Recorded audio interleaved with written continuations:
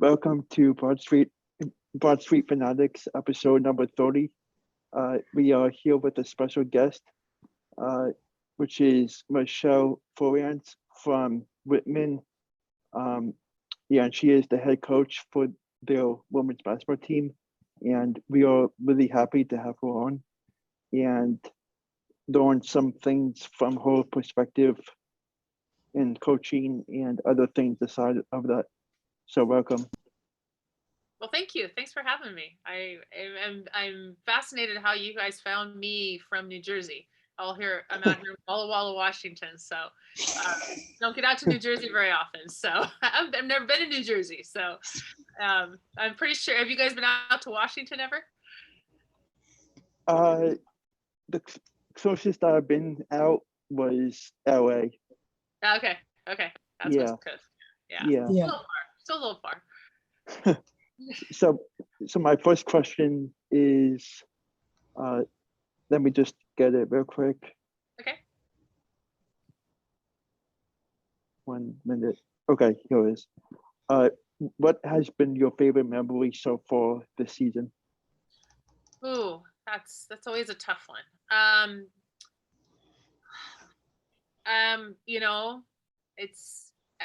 I'm not super reflective during the season. It's hard for me to reflect while we're still kind of doing our thing. But I would have to say that our team, we played on the road a lot early. It's really hard to get people out to Walla Walla, Washington to play. So we've had a lot of road trips, and we played at down in Texas was our first road trip, and it was pretty early in the season. We're still trying to figure some things out.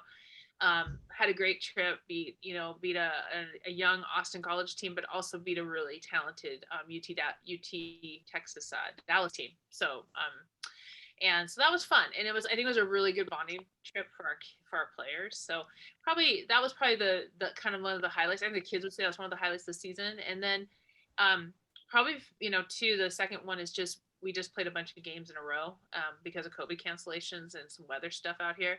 And so we won 7 games in 9 days, all conference games. We played 6 of our 8 teams in our conference within a week, basically. It was pretty wow. Crazy. That was pretty crazy. I was pretty proud of my team. That took a lot. You said you won all those games in 1 week? Pretty much. We played it was 9 days, just over a week. We played Friday, Saturday, Tuesday, Wednesday, Friday, Saturday, Tuesday. So it was that is impressive. Yeah, it was, but I think there's a lot of teams doing that right now with COVID. Yeah. They just want to play, and so it's definitely better than canceling or forfeiting. That was kind of exactly. Yeah, and so after so many missed opportunities the last couple of years, we'll play. Mm-hmm. We'll play. We're fine. We'll go play. And so it went as well. It went better than expected. I was worried because our depth really helped us. We've got a good deep roster, and it played to our benefit. Yeah.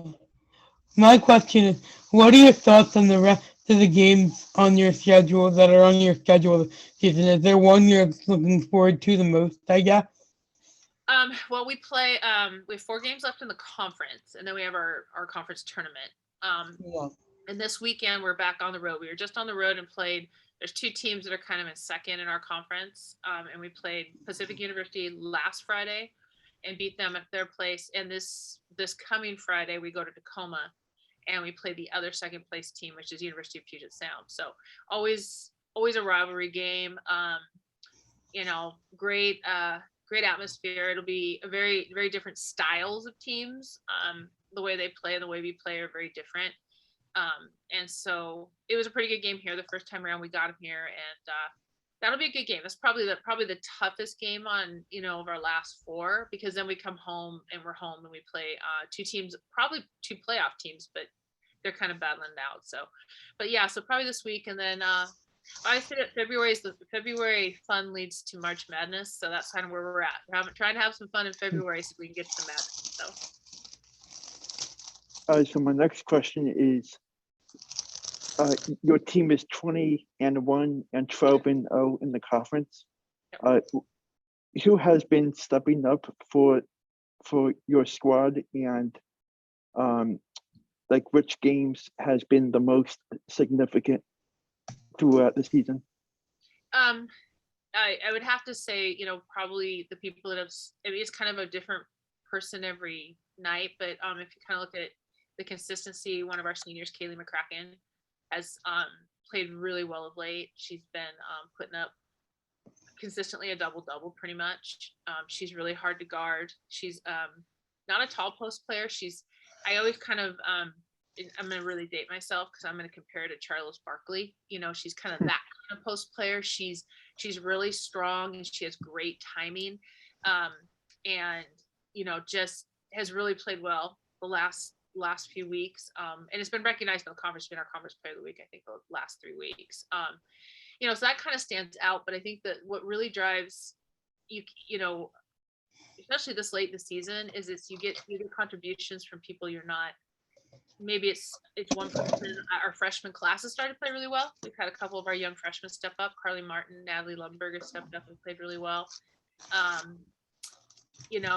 We've had some great contributions from Elena McCarg off the bench, so it's been a little bit of everybody kind of growing up and taking, but I would have to say probably over the last few games, Kaylee's played some really great basketball at a time when we needed her to play well. So hopefully she continues to, do that. And you always like, you have to have your seniors step up in big moments. And I think our senior class, we have 3 seniors and very experienced, and all 3 of them are playing well right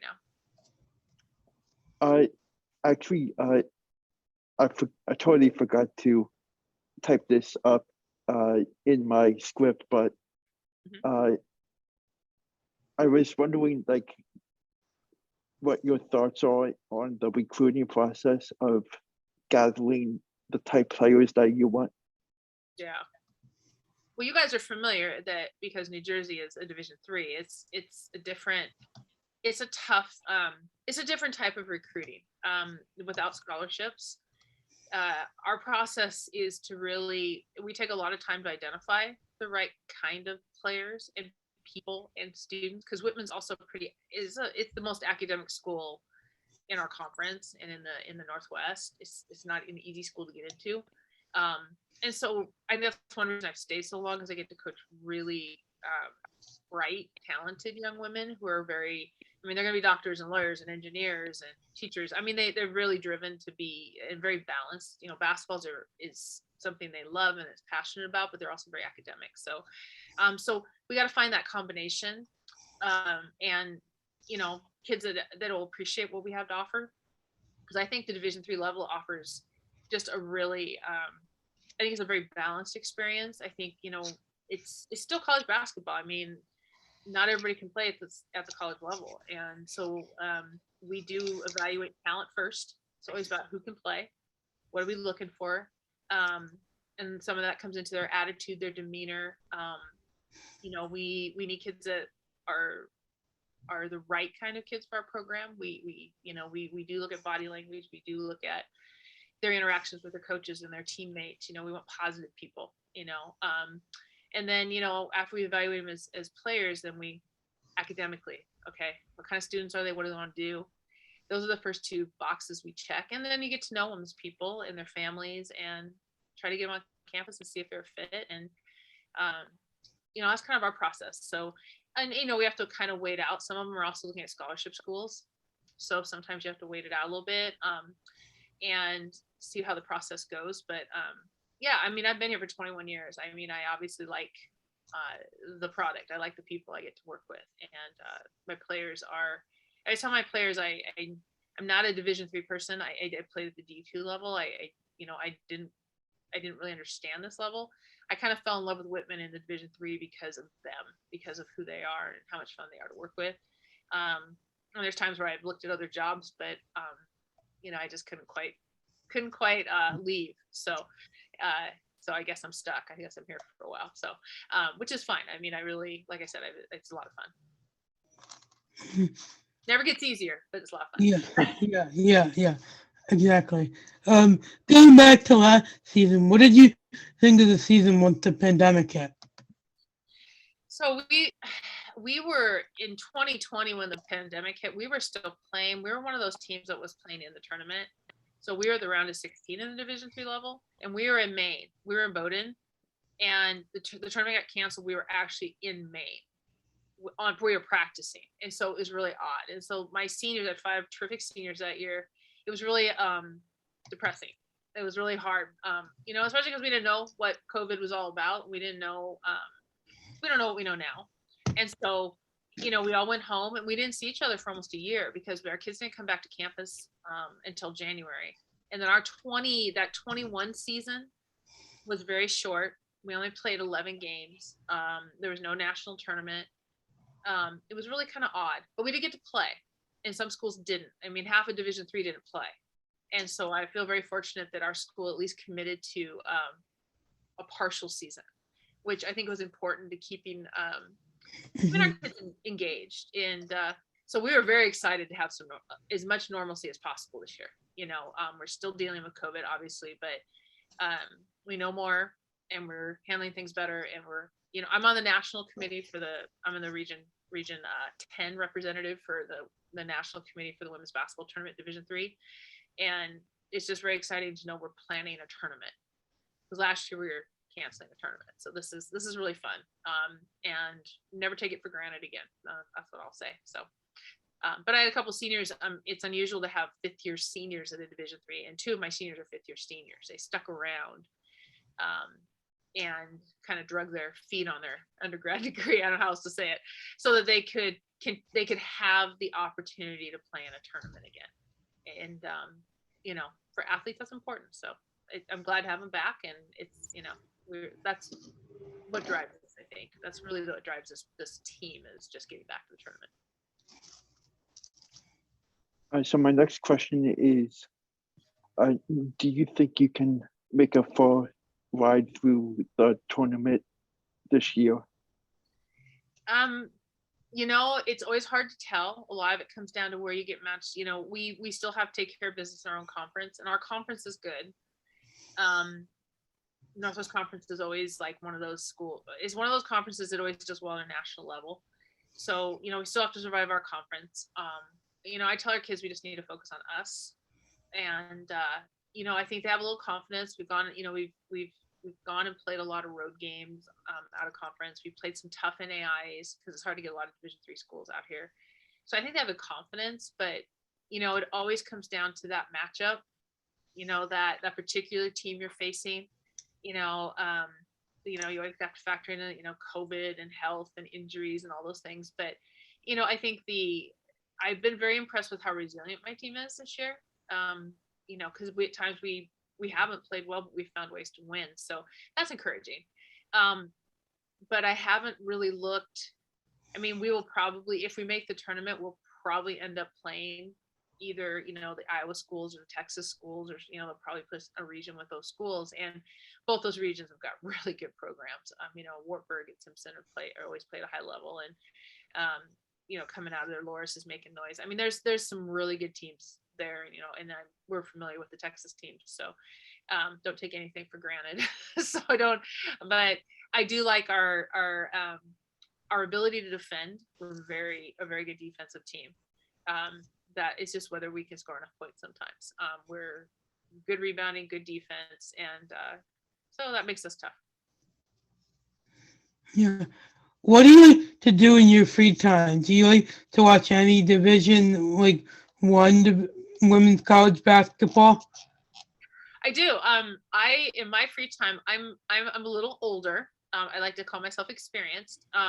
So I enjoy watching the women's tournament when it happens. It's usually a time where my seasons, it really starts to heat up about the time our season winds down. But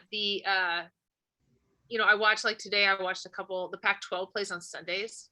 And I know a lot of those coaches. I mean, I've been in this area for a long time. I know Kelly Graves. I know Scott Ruick. I know Cami Etheridge up at Washington State. I know them personally. And so I really enjoy following their teams. I know a lot of the kids. So today I watched a little bit of the Oregon State, Arizona game. And then I watched a little bit of the Arizona State game against, Oregon, because that was the matchups today. I enjoyed that. My daughter played. I have twin daughters who are now 25, and they both played in college, and so I enjoyed watching them play. And one of my daughters played at the University of Idaho, just over here. So I also follow the Big Sky League a lot. I'll watch some Big Sky games. Got familiar with those coaches and those teams. There's a couple former coaches from our conference that are coaching in the Big Sky. So I do like to watch it. I love Tennessee, love UConn, love watching those programs. South Carolina, always fun to watch. Just making time around art. Like, this is just such a busy time. I'm watching so much scout film and trying to get ready for us. And then my daughter plays overseas. The daughter played at Idaho. She plays in Luxembourg. And, technology, I can watch her play. So I usually try to catch up on one of her games on the network, in the Luxembourg network. So plenty of games to watch, which, you never stop learning. But not enough hours in the day is how I feel about it. So not enough hours in the day at all. And, I find myself sometimes, because we have access to a lot of those games. Sometimes over the summer, I'll just pull up a game from past season, and just sit down and watch it and kind of take a breath and kind of just try to learn from it. So my husband's also a basketball coach. He goes for a long time on the men's side. Coached high school boys. He still helps with our program here. And so, we're kind of basketball junkies. I don't know. It never kind of ends for us. So we really enjoy it. When you talk about your UConn, going to the UConn game, on our bucket list is to go to some of those venues. We want to go to Kansas and watch a men's game. Want to go to UConn and watch a women's game. Want to kind of some of those venues when we're done coaching that are really, there's just some. My daughter played at Baylor. That was amazing. Wow, what a great women's Baylor went with Kim Mulkey there. Wow, that was quite an experience. There's some real cool basketball venues. So kind of on the bucket list for when I'm no longer doing this. So sorry, Cam. I can tell you personally, I've been when you kind of played at Campbell Pavilion, which is their home court and tour, and when they play at their secondary home, because they also play in Hartford sometimes. That's where the game was today. It's electric. It's I'm like sure nothing else. It is. Built a culture. It's quite, fun. Yeah. Built a culture, built a following, and that's I remember when somebody said, "Why don't you go coach the men's team?" She goes, "Why would I want to coach the men's team? Yeah. We got it rolling here at Tennessee. I sell out. I've got it. I've got a good thing going." It was just like, there's some really. I think every sport has those venues and those experiences. And when you work, when you coach, you don't get to do those. I'm looking forward to the part of being on the committee is next year, not this year, but next year for women's basketball. It'll be our joint championship year. And I don't know, it was supposed to be during the pandemic, kind of got pushed back. So 2023, all 3 championships will be the same weekend in Dallas, which will be really cool. And the men have done that a few times. Yeah. And so not this year, but the following year, which will be my last year on the committee. So that's something I'm really looking forward to, because I've never been to a Division I women's basketball. I take that back. I went to the Final Four in 87 and 88, which you guys can't even remember that because you weren't around. But and I watched Louisiana Tech, and I watched Tennessee. Tennessee practiced in my college gymnasium at my junior college. Got to meet Pat Summitt back then. So, so I watched those when the Final Fours were they were in Tacoma back in the day, and got to watch those, and that was just amazing. And now it's just become such a spectacle, and so it's a lot of fun. It's a lot of fun. So. I just wanted to ask you if you got the chance to catch the triple overtime at Arizona.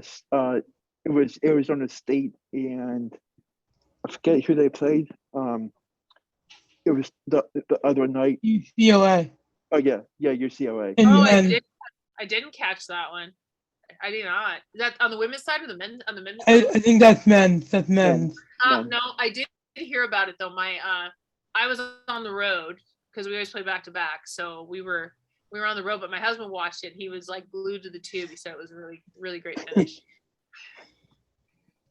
So no, we watched a lot of basketball, and and we're pretty close to Spokane. We're about 2.5 hours from Spokane. So,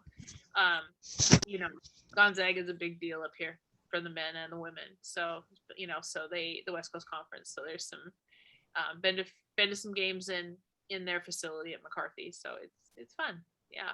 So I didn't get to the Stanford game though. My daughter played at Gonzaga her senior year. She was Idaho, and pretty electric environment. They draw really well for their women and their men. Oh yeah. Good tradition. Before we move on, I just wanted your prediction for who will win the Pac-12 women's tournament.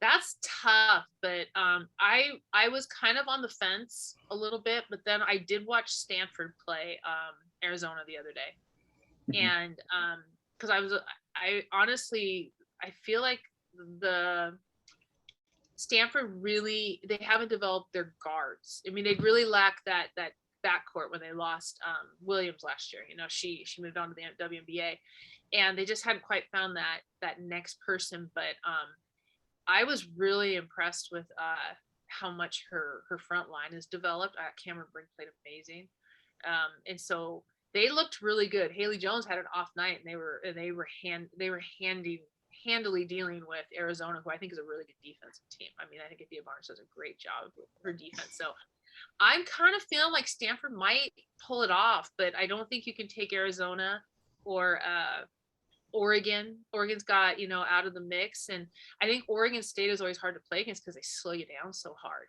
Yeah. They really tempo you down and really make you play a certain style. And it's hard. It's hard to change style. Mm-hmm. Yeah, I think Oregon might be able to contend with Stanford too. A couple weeks ago, they played Connecticut, and they beat Connecticut by 20, I think, or maybe it was like high teen.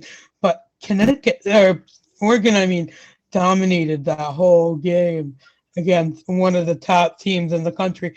I don't know I haven't really watched Stanford too closely, but I think Oregon's going to be a force to reckon with. Yeah.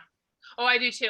And I've known Kelly and I started coaching about the same time. I've known Kelly since I was a high school coach and he was a junior college down the road, basically. And they've been hurt and they've been beat up. And so, yeah, I talked to him earlier in the fall and he said, if we get healthy, we could be really good again. But because last year had a ton of injuries and he was still coming off some of that. But no, I don't think you count them out at all. I think the thing for Stanford was if they can find some consistent outside shooting to balance out their front line, because they were just Haley Jones having to do too much. She needs to be able to play her role, and they need to find her some help in the backcourt. And that's what they did is they found one of their what's her name, Geitenbeek. She's like a Colorado kid. She started to shoot the ball pretty well, so they need that. They just really didn't have that. So no, I don't count Kelly out ever. I think he gets healthy, he'll get him playing well, and and this is just the Pac-12 women have become such good basketball, which I always think was me growing up. That was the SEC. Tennessee, was that conference was always a little bit. Yeah, I still think today SEC is still a pretty loaded conference. Definitely. South Carolina, Tennessee, LSU, just to name a few. It doesn't get it, yeah. And then we have Vic Schaefer move over to Texas. That rocked the boat a little bit too. So. And we had Kim Mulkey move over to LSU too. Yeah, she's gonna get it going there. So it's fun, and and it's been, like I said, and at our level, the spectacle that is the tournament. I don't care what level you're at, D1, D2, D3. Yeah. The national tournament, the NC2A does an excellent job of really giving the student athletes a championship experience. It's really a cool experience. So, I've once we just want to get there, and then when you get there, anything goes. It's just and so it's just getting out of our conference. It's a tough conference. So anyway. So our second to last question is, who is the second top team to keep an eye out? In the Pac-12? In the conference. In your conference. In our conference. Yeah. Right now, is probably the team we play on Friday, Puget Sound. it's kind of gone back and forth between the team so it's Pacific University out of the Portland area, Forest Grove, and then Puget Sound, which is out of Tacoma. They've kind of been now the other two teams in our conference all year, and so we've beat Pacific twice now. We haven't played UPS twice yet. We haven't played Puget Sound twice yet. So those two teams are probably the next couple teams in our conference, and they haven't played each other again yet. They will play each other the last weekend, which if we take care of business as Puget Sound, if we win, I think if we just have to win 2 out of our next 4, we'll get the number 1 seed into our conference tournament, which would then mean they would play each other again the next week in our conference tournament. So you know how it works scheduling. But yeah, so those are the 2 teams that have been consistently pretty good in our conference all year. So our last question is there any team rituals before game day? Ooh, yeah, our kids are, we're kind of a funny group. Our kids like to get here early, and they like to shoot, and they kind of do it in small groups. And then they like to kind of chill for a while. They kind of sit around and they talk and they visit. And then right at an hour before game time, they get up and they start doing their thing together. So they also have a ritual where they go in the same order in and out of the locker room. They go in the same order. So whatever order we went into the locker room and out of the locker room our first game, they do that the whole season. And if we interrupt the order, boy, do we hear about it. So they've got some funny little rituals, and they don't like it when I upset their rituals. So every team's a little different. And but that's kind of their thing. They've kind of got this, they've got a schedule, they've got a rhythm to how they want that game to go. And I try not to interrupt it, because as a former athlete, I had my rituals. And my team had their rituals. And so it's every year's a little different. Every team's a little different. Even though I have a lot of kids back, every team's different. So thank you so much for the time, and you're welcome. I'm definitely going to keep an eye out on the rest of the season for you guys, and I wish you the best of luck. Well, tune on in. We're always on the web. And good luck to you guys too. If we're out in New Jersey, we'll let you know. Okay. Yeah, definitely. Thank you. All right. Take care. Nice to meet you Thank both. you. Nice to meet you too. Bye.